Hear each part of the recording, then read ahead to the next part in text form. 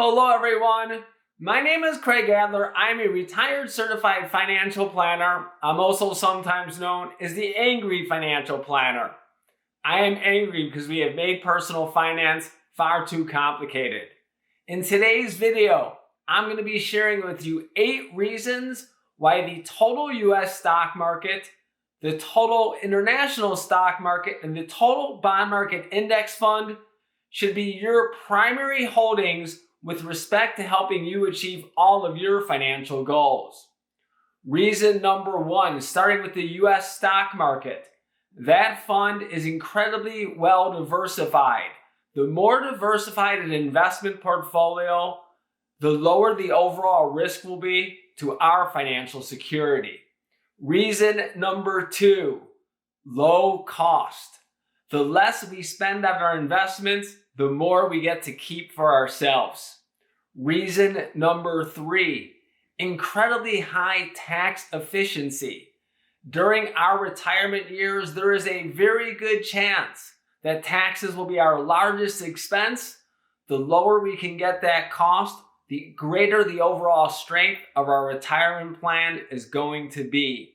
Reason number 4, the industries and the sectors that are the most important to our economy are given the most weight in the index itself. Reason number 5, now looking at the total international stock index fund. The countries that have the largest investment markets will be given the most amount of weight in the index. As an example, the size of the German stock market is about 2.5 times the size of the Spain stock market. But notice when you look at the weightings, Germany has 2.5 times the representation as Spain. This is a market capitalization based on the importance of the country itself. This is the appropriate and efficient way of allocating investment resources. Reason number 6, now looking at the total bond market index fund.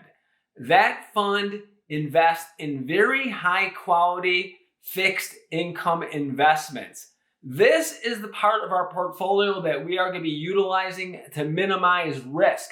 We don't want to take unnecessary risk with this part of our portfolio. The total bond market index fund is about 2/3 treasuries and agencies and 1/3 investment grade corporate bonds. This is a very high quality fixed income portfolio, and that's normally what you want for this part of our portfolio. Reason number 7, when we look more closely at the total bond market index fund, its average maturity and its duration, which is like average maturity, but it looks a little bit more carefully at specific cash flows, end up being the equivalent of an intermediate term bond fund. There are significant studies that show us that when we invest our money in a bond fund, intermediate term bond funds will generally have the best risk-reward characteristics. They will generally provide the highest risk-adjusted rate of return.